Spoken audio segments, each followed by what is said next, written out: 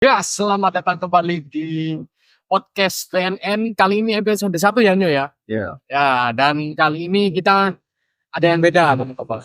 Karena kita kedatangan tamu-tamu narasumber kali ini. kita ini kita masuk band ya hampir bisa dibilang baru terbentuk ya, Mas ya beberapa tahun kemarin di era pandemi. Iya, era pandemi. Justru era pandemi itu yang membuat kita semakin berkreativitas lah gitu ya. Karena banyak band-band baru, salah satunya ini teman-teman. Ya. Ada siapa Mas? Ya, kita kedatangan tamu dari band Raven atau Ruven Mas? Ini baca Ruven. Oh, Ruven. Baca Ruven teman-teman. Dari Surabaya Hardcore. Boleh berkenan? Mas. Ya. Oke, saya Joko dari divisi. Saya Joko di vokal. Oh, vokal. Ya, Saya dan Met, biasa dipanggil Memet di drum. Dari kita kedatangan dua personil dari Ruven teman-teman. Iya. Yaitu di posisi drum sama vokal. Jadi yang lainnya ini kemana ini? Apakah takut kita roasting atau bukan? Kayaknya takut hujan. Takut hujan ya. takut basah. Takut basah. Nah, di Surabaya hujan hari ini teman-teman ya. Takut basah. Ya ada Mas Joko Ya. dari Ruven. Ruven. Mas sedikit cerita Mas, mungkin dia tadi ada cerita terbentuknya Ruven gitu kan, Tentunya. dan sampai apa ya wis kita ambil jenis hardcore apa enggak gitu. Yang lain. Terbentuknya di 2019. Kalau bulan tepatnya, seingat saya November saya diajak Joey. Wah, tahun berarti. Iya, Ya betul. November. Terus kemudian kalau genre sih lebih tepatnya waktu itu tidak ada pilihan genre khusus ya. Jadi ibaratnya ya waktu saya ditelepon sama Mas Mehmet, Job, free, oke free Mas, ada apa? Ke studio, siap. Bakar. Nah, lucunya ketika nyampe studio, waktu itu kita udah ada 4 materi ya Mas? Tiga. Tiga. Kita udah ada 3 materi, terus latihan hari pertama itu lebih kepada sesi Jamming. dengar jamming. Oh, Jamie. Sesi dengar sama jamming. Latihan berikutnya atau minggu selanjutnya lirik udah masuk. Nah, kemudian latihan terakhir take rekam. Iya, oke, take rekam. Secepat. Jadi waktu itu waktu rekaman sudah waktu memutuskan ganti aktor, Bu. Sudah kan waktu aku diajak gabung itu memang diajak mau bikin sesuatu yang beda. Karena kan 2 personil yang berhalangan itu yang penggagasnya sebenarnya. Oh, Nah itu yang ngajak. Karena mereka sudah memang hardcore. Joko juga sudah hardcore waktu itu. tapi sama CCTV tadi. Iya, aku belum punya band hardcore. Iya. Sebelumnya kalau beda. Ya aku ada sama band Surabaya juga waktu itu. Terus bantuin bandnya Joko waktu itu. Tapi seenggaknya udah tahu hardcore berarti. Udah hardcore. Nah, terus sampai dikasih tahu materinya. Mereka pengennya yang beda. Karena bikin beda aja sekalian. Mau nggak bikin yang mereka pengennya yang kayak yang solar gitu. Nah, terus aku ngomongnya gimana kalau yang sangat kan banyak. Cuman kalau yang enak itu masih sedikit. Yes. Gimana kalau kita bikin yang enak aja dulu. Kita ngambil yang enak dulu, jangan ngambil yang sangat. Jadi kayak bertahap gitu. Iya. Gitu. Jadi akhirnya mereka semua setuju. Terus jadilah 3 materi. 3 materi belum ada vokal. Tapi aku sudah tahu vokalisnya ini yang pas ini siapa gitu. Sudah ada bayangan maksudnya. Akhirnya ditanyain sama mereka, ada nggak bayangan vokal lu? Ada.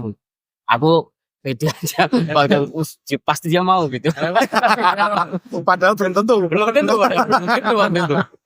tentu. Aku calling dia ternyata mau juga. Belum tentu. Ya waktu itu sih kalau nggak salah proyek band saya sebelumnya kan juga jalan ya. Jadi waktu itu jalan 2, saya Samsara sama Bu Riki. Cuman waktu kedatangan sama Ruven ini, kebetulan Samsara sama Bu Riki waktu itu belum ada agenda untuk buat materi lagi. Jadi masih masih sebatas main gigs waktu itu. Nah, ketika tawaran masuk buat si Ruven dan kebetulan waktu itu lagi nggak ada kegiatan, ya udah ambil aja. Daripada nganggur gitu ya. Iya bener. Kok ternyata keterusan. Ternyata keterusan. Ya wis. Nyaman berarti. Mungkin nih mas. Aja cuma jebak di sini. Santai dulu. Ya, tadi Mas Ahmad bilang ada yang beda. Ruven yang membedakan Ruven dengan band-band hardcore lain. Enak. Ruven itu enak. Dari segi apa Mas? Mungkin materi atau enak di sound atau Ruven itu kenapa kok dibilang enak? Dengerin albumnya mulai lagu pertama sampai lagu terakhir. Nah, nanti tahu kenapa kok dibilang Ruven itu enak. Gitu. Dari segi materi sama sound itu memang kita bikin ya ini yang pas untuk Ruven. Dari segi sound memang beda memang dari aktor yang untuk style yang sekarang ya. Kalau bilang kan lebih kayak modern lah kalau bilang kan. Kayak ya bisa dibilang salah satu band baru yang melek akan perkembangan zaman gitu. Dan kalau untuk materi sendiri kalau kata Mas Mehmet kan bukan dari genre apakah memasukkan unsur-unsur dari genre-genre yang di luar kok sendiri kah? Ya, Pastinya. untungnya di Ruven itu nggak ada pemaksaan kamu harus punya kayak gini. Nah, jadi style bermainku di Ruven itu diterima gitu. Nah, Jadi open minded ya, ada gitu. kebiasaan banget. Ruven itu gitu. Jadi enaknya yo. Jadi ada band kakak menilu. Kudu ngene ndak ada. Kita Cannibal Corpse kita masukin. Safu masuk, Masukin. Manball masuk. teror Masuk. Biohazard masuk. Discourse masuk. Masuk semua kita. Tinggal partnya mana yang cocok untuk partnya Ruven, ya itu yang kita ambil. Itu sih, di situ. Lebih bebas teman-teman. Yes. Sama ngomong kita tadi dari apa skema berarti kan album akhirnya kita mulai ngobrolnya albumnya Ruven. Boleh cerita Mas album mungkin ini album keberapa tahun gitu. Album untuk Ruven sendiri baru yang pertama. Jadi Parabellum ini album pertama Ruven dan album pertama saya waktu gabung sama Ruven. Dengan terus Parabellum. Iya, enak aja Parabellum. Nah, uniknya nama Parabellum itu sebenarnya secara nggak langsung karena waktu itu saya lihat John Wick.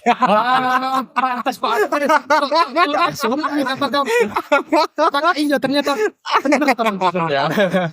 Kebetulan lihat John Wick, terus ceritanya kan ya kalau kita yang namanya cocok-cocokan lah ya. Waton Gatuk kalau pas ya Terinspirasi. Nah, Waton Gatuknya sama apa ini musiknya Ruven, temanya Ruven yang kita bawa, lirik dan sebagainya. Oh ini cocok ini. Ya udah akhirnya kita ambil nama tersebut.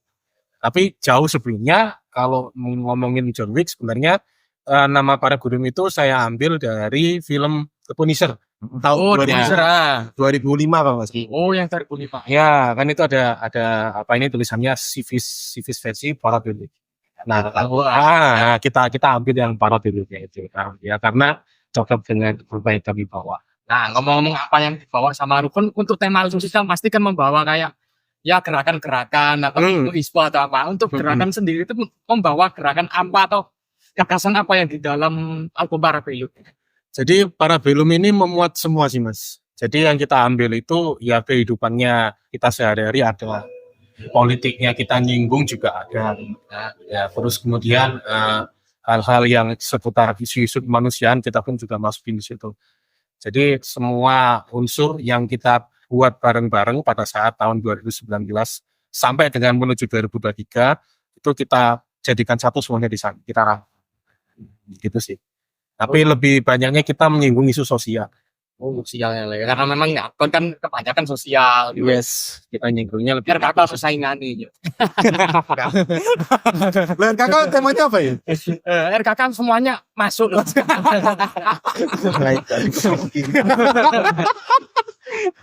Tapi memang situasinya memang waktu itu ya jadi termasuk dari era pandemi itu juga masih Iya, Ya, ya. iya. Karena memang waktu itu sembarang ataupun keresahan-keresahan di era pandemi kan Benar. banyak kan ya. benar banget itu benar. Tapi untuk prosesnya mas, proses album itu ada apa ya kayak sistematis. Mungkin Ruben mau berbagi gitu dari proses-proses rekaman album itu loh mas. Ya pembuatan lirik. Kalau pas waktu proses pembuatan album ini itu kita lebih ke jamming sih mas. Jamming. Langsung di studio ya. Benar. Iya. Bahkan ada yang di album kita itu ada yang 20 menit jadi. 20 menit. Beneran 20 menit. Bikin lagu 20 menit jadi album.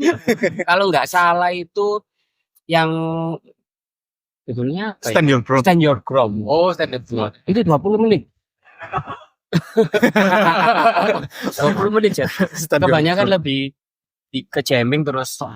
Kita kan nggak melulu harus kayak gini nggak gini, nggak ada penekanan di situ. Jadi jamming intinya ibarat rumah gitu pondasinya jadi dulu. Nah, setelah itu interior kayak lirik itu ngerain ke vokalis gitu ya. Ini mau dibawa kemana? Tidak terserah. Pokoknya Iya sih. musiknya dulu ya. Betul. Pak kerangkanya jadi dulu gitu. Tadi Cara langsung. iya live.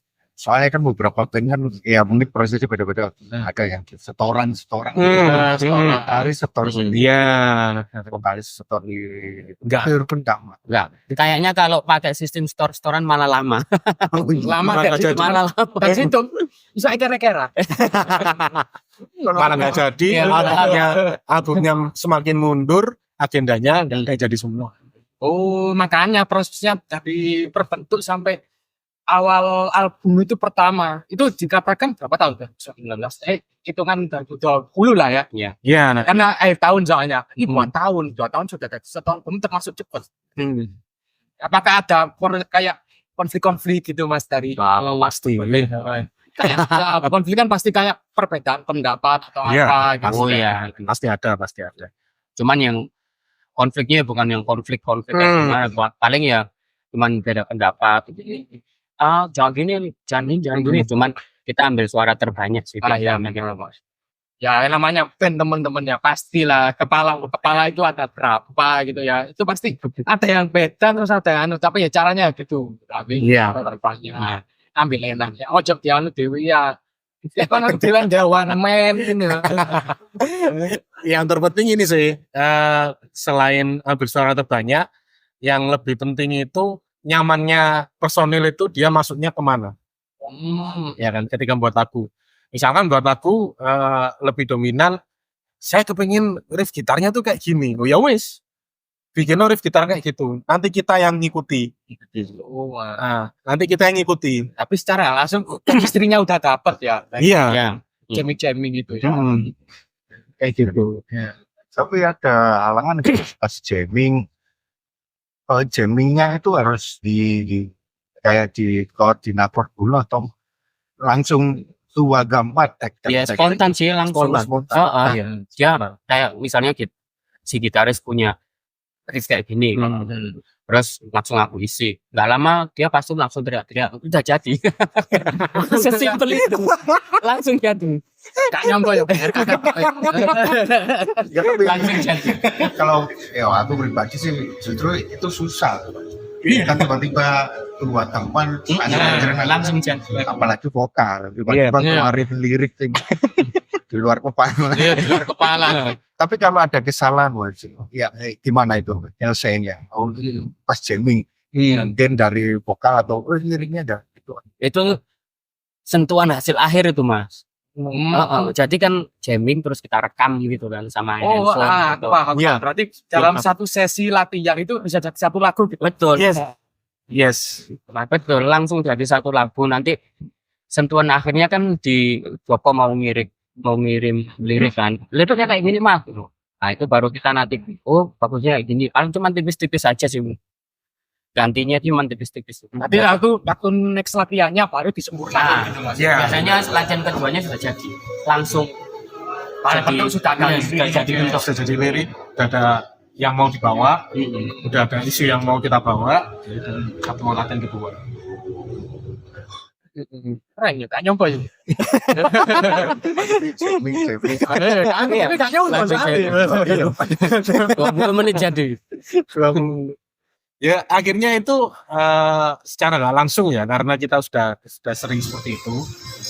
Alam bawah sadarnya itu ketika latihan akhirnya ada semacam sistem itu yang langsung ngomong latihan hari ini harus jadi satu lagu. Padahal sebenarnya nggak harus gitu loh. Nggak harus benar. Tapi malah akhirnya teman-teman itu malah kok bisa ya? Oh, jadi dijadikan target tersendiri. Iya. Ya, satu latihan satu lagu harusnya.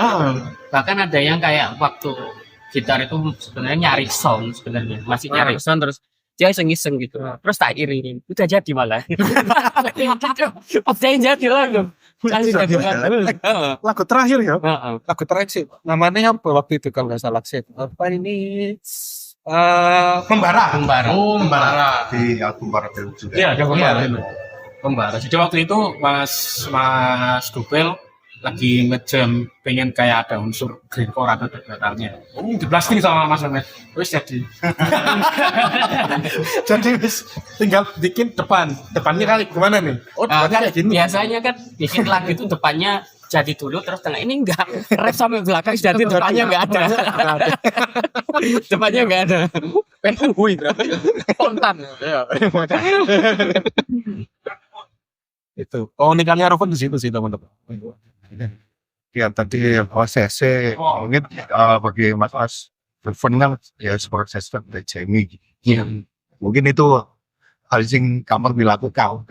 Tapi ini nggak pas ada sih menurut Mas Mehmet atau Mas Iko, lagu Ruben sini Belum itu sih paling angel kayak bagi aku ya, masing-masing Masing-masing. Dari mana dulu saya? ya, Ya, terserah.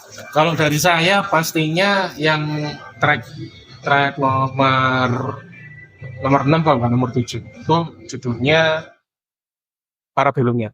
Oh, siapa tahu. Iya, Para Belumnya. Itu yang paling susah. Susahnya gini. Waktu itu part untuk lirik saya nggak sengaja buat akhirnya liriknya jadi kayak sedikit nyerah. Padahal sebenarnya nggak ada unsur untuk ke sana. intonasi. Iya, intonasinya secara sengaja. Karena apa? Partnya ini yang susah adalah musiknya ini dia nge-groove. Kalau dibuat dibuat lirik itu sekali kalimat nggak pas. Iya. Ya, dibuat lirik langsung waktu itu depannya seperti ini, tengahnya seperti ini nggak pas. Akhirnya putar otak gimana caranya bagian refnya itu tak taruh di depan. Akhirnya bagian refnya ngambil part yang kedua kayak gitu. Terus sama yang paling terakhir itu yang bagian part terakhir ketika musik semua itu main secara asal tapi secara vokal dia bisa masuk. Itu yang judul lagunya Para Belum. Bisa kalian cek di Spotify. Cek. Ojo terlisan. Bisa cek di Spotify. Mas Mehmet. sama itu menurutku lagu paling susah pas waktu rekaman cuman pas ya beberapa rekaman itu 6 dari 8 lagu itu one take aku pas prosesnya drumnya langsung one take yang 3 itu enggak termasuk yang paling susah Para Belum. Kenapa susah? Kontrol emosinya di situ nggak bisa hampir setengah jam baru dapat emosi di situ. Jadi keluar dulu santai-santai nyari angin dulu terus baru masuk lagi ke itu. Itu kan aku mikirnya tuh apa ya yang belum ada di hardcore yang bisa dimasukin. Makanya tak kasih unsur kayak Ghost Note di Ner. Sebenarnya kalian jazz kan itu. Cuman tak masukin ke hardcore. Ternyata bisa masuk. Itu. Justru malah jadi sesuatu yang unik ya. Iya. Anak itu ya. Tertantang sih gitu. Saking susahnya sampai Mas Mehmet keluar. keluar studio nyari angin sampai tenang baru masuk lagi. Masuk lagi. Nanti tadinya aku mau ngomong sambil bokin, sambil rokokan. Ternyata aku tadi di belakang layar ternyata nggak ngerokok tuh. Aku bilang gitu, oh, ternyata gitu ya mikirnya ya. Gak harus sambil bokin gitu. Nah, itu sih. Itu kalau vokalnya waktu itu dari track 1 sampai track 5 atau 6 itu sama ngambilnya cuman 1 take 2 take. Khusus Parabellum ngambilnya ada kalau enggak 10 sampai 11. Untuk Parabellum. Karena apa ya? Dari ketukan drumnya itu dia naik turun. Ini kalau dibuat kenceng nggak bisa. Dibuat slow. Keduluan sama drumnya. Oh, balapan. Nah, jadinya nanti nggak pas. Nah, supaya ngepas gimana ya wis mau nggak mau, ini harus dibikin sedikit ngerek. Akhirnya ya jadi lagi. Lagu ini emosinya tuh dimainin gitu loh Mas di situ. Itu naik turun Ya, gitu. dari Iya. groove musiknya sama vokalnya itu semuanya itu memainkan emosi gitu. Pasti biasanya kan orang kalau dengerin musik, oh pasti habis ini kan kayak gini. Iya. Yang kayak gini. Oh, Nah, ini iya. enggak bisa ditebak. Habis ini pasti gini. Oh enggak. Tapi habis ini kayak gini. Oh enggak. Tapi justru itu yang bagus sebagai penikmat ya. Kalau menikmati musik kan bisa ditebak itu kayak malah yang ngono itu. Tapi Iya. kalau yang bisa ditebak. Kok unik ya, kok gini ya. Itu yang kena. Banyak plot twist. Ya, plot Lagu twist. Parabellum itu banyak plot twist. Kayak filmnya John Wick ya, banyak plot twist. Jadi untuk itu ya, untuk album dari Ruven yang perdana ini dikasih nama Ruven karena ya, lagu itu tadi yang paling berkesan. Bisa jadi. Oh, Bisa jadi. Ya karena Mas Mehmet tadi di awal juga harusnya dengerin album Ruven itu dari awal sampai akhir. Iya. Jangan di skip Iya, biasanya karena memang kita sengaja kalau pengen kenal Ika dengerin lagu pertama sampai akhir karena itu kayak cerita gitu. dari segi instrumen juga. Karena 1 sampai 8 itu beda-beda gitu loh. Didengerin yang single ini kayak gini. Yang kedua, loh kok gini. Oh ini gini lagi. Loh ini gini. Itu beda semua sampai belakang. kayak nonton series. Ketinggalan satu episode nggak enak. Iya. Jadi secara nggak langsung kita harus disuruh bayar Spotify premium. Biar lebih enak. Soalnya kalau gratis kan loncat-loncat ya. Oke. Tadi yang ngambilnya one take itu apa Mas? Konsepnya mungkin dari Jenny ya. Itu sama yang benar-benar sama ngapalin atau terus langsung spontan. Aku bikin pattern drum. Kalau pas waktu take itu memang nomor 1 hafal kayaknya. Kan di situ kan aku nggak pakai guide. Kalau rekam nggak pakai. Ya, cuma gitu. Metronom aja Mas. Cuman metronom terus main gitu. Udah take selesai dikoret. Ternyata aman. Wah, lanjutnya gitu. Sampai enak. Tapi di proses itu sampai mengkoreksi lagu sebelumnya nggak Pak? Kayak jangan sampai lagu kedua ketemu pattern yang sama. Ya kalau pattern itu random sih Mas kalau ngisi-ngisinya. Cuman kalau pas waktu groove itu kayaknya enggak ada yang sama. Iya. Yang lama itu milih suara equipment-nya ini sih Mas. Iya, kayak pemilihan simbal, karakter suaranya, snare-nya harus pakai yang apa, head-nya apa gitu. Wah itu setiap single sama yang perhatikan. Dan catnya beda-beda berarti. Enggak, kalau yang beda enggak, cuman yang beda tuh di snare. Kan ini album ini kan mixingnya kan 2 kali. Mixingnya 2 kali. Mixingnya 2 kali. Terus yang terakhir itu yang kita pakai. Kayak revisiannya berarti ya.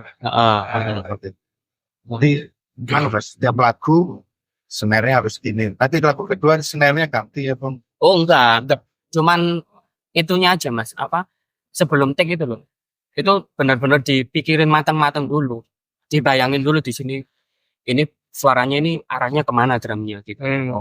Mulai dari soundnya kick-nya, soundnya snare-nya. Nah itu dipikirin dulu. Oh soundnya kayak gini berarti snare-nya pakai ini.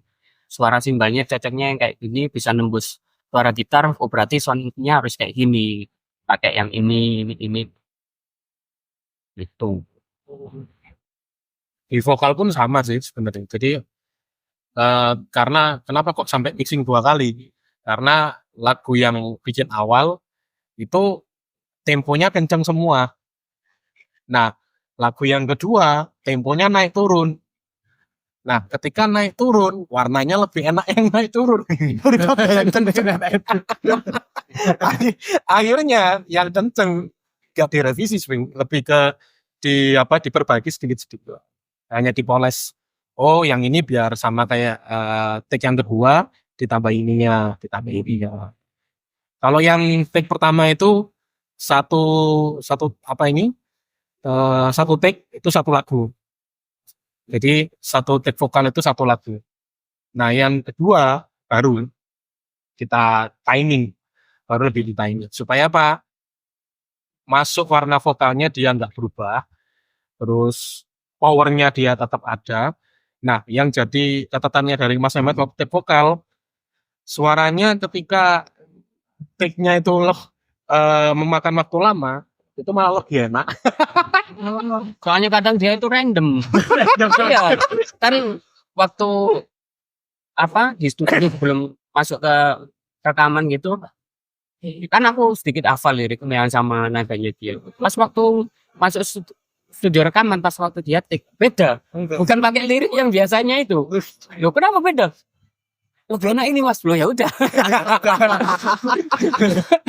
Ternyata satu terbongkar ya. Tapi nggak ada pemaksaan ya, cuman ya udah kalau nanti misalnya enak menurutku, dia nanti nggak all out malah ya udah tak bebasin aja. Tapi kan cukup itu cukup. Gitu. Uniknya Rufen di situ sih. Uniknya Rufen. Ya, kita dari tadi ngomongin soal musik-musik rekaman-rekaman ya. Kita ngomongin soal live. Nah, live perform pertamanya Rufen itu tahun berapa dan di mana, Mas? Pertama kita main itu kalau dalam kota itu waktu itu di acaranya Mas Joel juga yang di Bapak Pucung. Oh, Bapak Bodoh. Ya. Yang Surabaya Street Metal itu. Kayaknya itu ya. Kayaknya itu Surabaya Extreme Metal. Cuman Sam yang keberapa lupa saya. Tapi itu pertama kali kita main, terus kita bawakan lagu track yang pertama sama kedua itu waktu main di situ. Ada kesulitan nggak Mas waktu bila perform sama yang waktu jamming terus emang nggak ngapain nggak tuh apa gitu soundnya gimana gitu ada Nah, itu enggak, cuman ya mungkin waktu itu karena mungkin pertama kali ya. Mungkin kita ketemu backsound atau sound yang merek yang kita pakai biasanya, terus ternyata di sana Oh, yang disediain paling adaptasi sama sedikit sih di situ. tapi pas lebihnya nggak ada lah. Nggak ada. Ya dari belajar dari jamming lah atau apa lagi wantik enggak itu. Banting itu kayaknya juga kebetulan. Apakah gini Mas, waktu di live perform adakah satu lagu yang tercipta Mas? Kalau live perform kayaknya belum perlu. Kalau live perform gini iseng-iseng gini kayak tabing jamming kan udah langsung tarik Enggak pernah. Soalnya nggak fokus di situ kayaknya. Enggak perform. Fokusnya kan perform dulu. Iya. Kita perform. Termandung tambah jamming.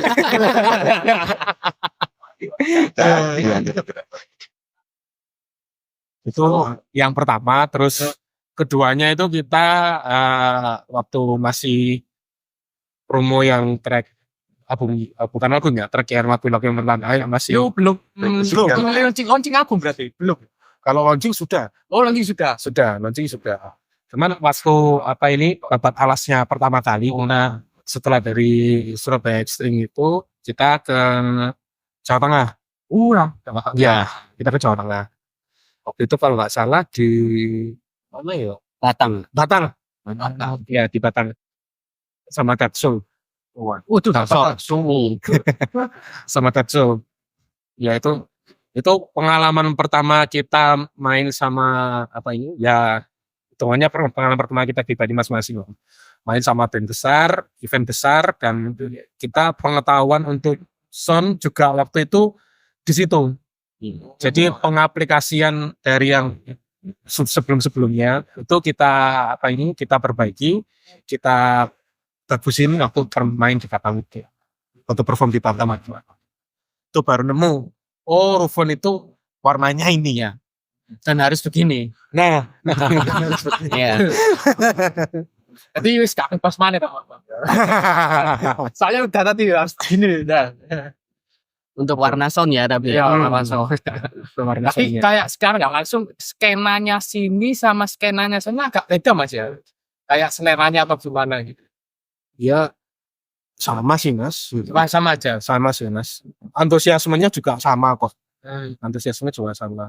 Cuman mungkin yang membedakan ya karena teman-teman di sini kan sudah punya skena sendiri-sendiri lah ya, mereka punya komunitas sendiri-sendiri, ya mereka mungkin lebih mengembangkan komunitasnya sih, lebih ke situ gitu. Sama aja, Sama aja. Macam teman ya. sama aja.